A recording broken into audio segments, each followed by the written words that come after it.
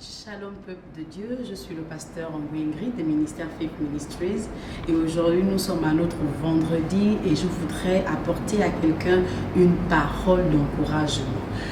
Ce soir j'aimerais nous parler de la puissance de la parole. La puissance de la parole. La Bible nous dit dans le livre de Jean chapitre 1 que au commencement était la parole était avec Dieu, la parole était Dieu. La Bible nous dit aussi que rien de ce qui n'a été fait sans la parole de Dieu. Cela nous emmène à comprendre quoi? Tout ce qui a été accompli, tout ce que le Seigneur a réalisé, tout ce que le Seigneur a accompli au milieu de nous, il l'a fait au travers de la parole. Je comprends par là que dans la parole, il y a une puissance. La puissance de créer, la puissance de changer, la puissance de créer des situations qui concourent à notre bien autour de nous.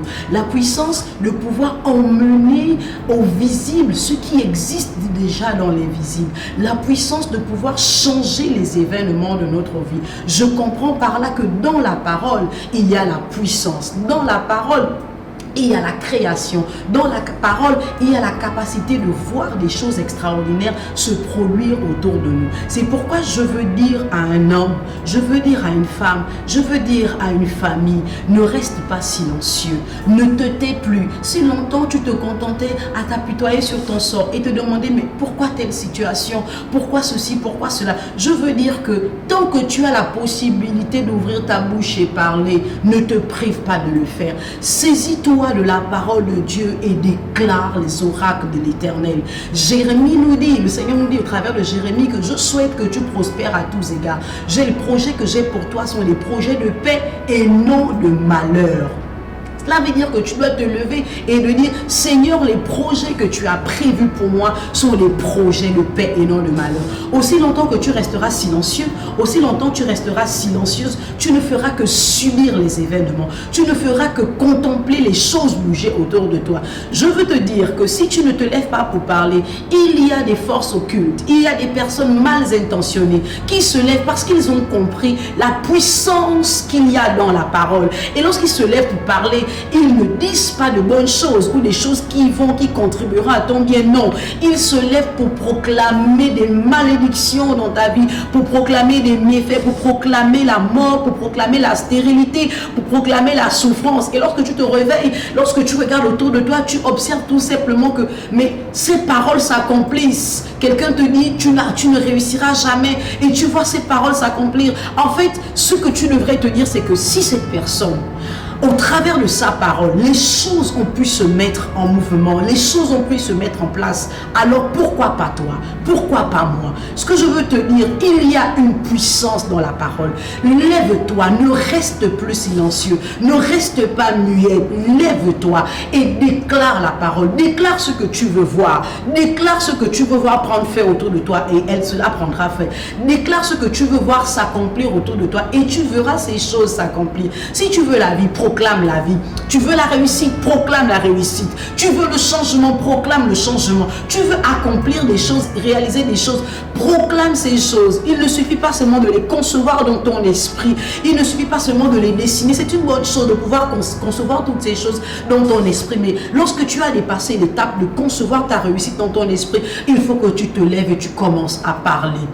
N'oublions pas, nous sommes des êtres spirituels et nous comprenons qu'il n'y a rien, et la Bible nous dit d'ailleurs que quoi que ce soit qui existe sur cette terre, qu'il n'ait son origine ou son commencement dans le monde invisible.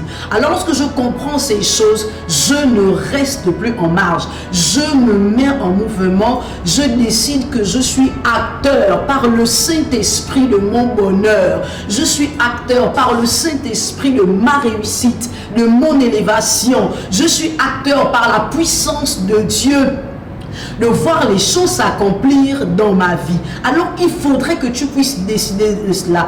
Comme toi aussi, il fut un temps où j'ai accepté de pouvoir juste pleurer, de rester silencieuse, de ne rien dire, de subir les événements. Mais à un moment donné, tu te dis, Amine, le Seigneur nous a donné sa parole. Il nous a donné sa parole et il nous dit que as-tu commandé au matin? Il dit, lève-toi, déclare ces choses, déclare ces choses. C'est l'une des raisons pour laquelle vraiment je nous encourage massivement à assister à nos rencontres atmosphère de puissance le mercredi avec la révérende Cynthia, parce que durant ces temps, au-delà de la parole qui est libérée, de l'enseignement, il y a des déclarations prophétiques. Oui, il y a des déclarations prophétiques. Donc tu dois prendre part à ces temps pour pouvoir proclamer avec nous, pour pouvoir déclarer ces choses. Tu dois te lever le matin et déclarer la parole de Dieu, déclarer tout ce que le Seigneur a prévu pour toi. Tu dois le soir avant de t'endormir, tu dois déclarer ces choses, tu dois proclamer ces choses, tu dois dire: je ne mourrai pas, je vivrai et je raconterai les œuvres de l'Éternel, parce que c'est ton Seigneur qui te le dit. Il y a la vie dans la parole, il y a une puissance dans tes mots. Lorsque tu déclareras ces mots avec foi, avec espérance, avec dévouement, engouement, détermination, tu verras ces choses s'accomplir autour de toi. Je veux te dire, lève-toi et ordonne à ce que les choses se mettent en mouvement. Tu te lèves et tu dis: maintenant, j'appelle le mouvement de l'Esprit de Dieu dans ma vie, dans chaque domaine de ma vie, dans mes finances, dans mon foyer, dans ma famille, dans mes entreprises. J'appelle le mouvement. Je déclare que l'abondance court à moi. Je déclare que la prospérité court à moi. Tu dois pouvoir dire ces choses. Alors avec moi ce soir, tu te lèveras et déclareras ces paroles. Seigneur, au nom de Jésus-Christ de Nazareth, je déclare, alors que ces paroles ont été libérées, elles ne sont pas seulement paroles, mais elles sont esprit et elles vie.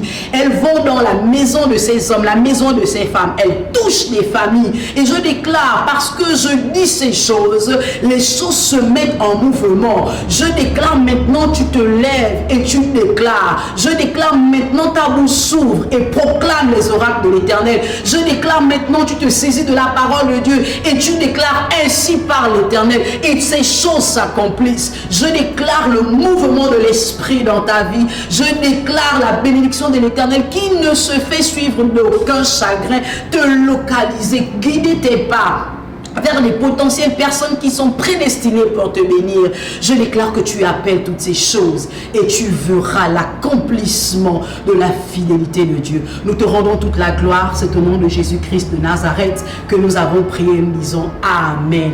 Alors, sans plus tarder, je sais l'encouragement que je voudrais te laisser ce soir. Je t'encourage à prendre part à nos temps atmosphère de puissance le mercredi, la parole d'encouragement le vendredi, et le dimanche à partir de 10h pile, nous avons notre culte en ligne avec le révérend Gatien.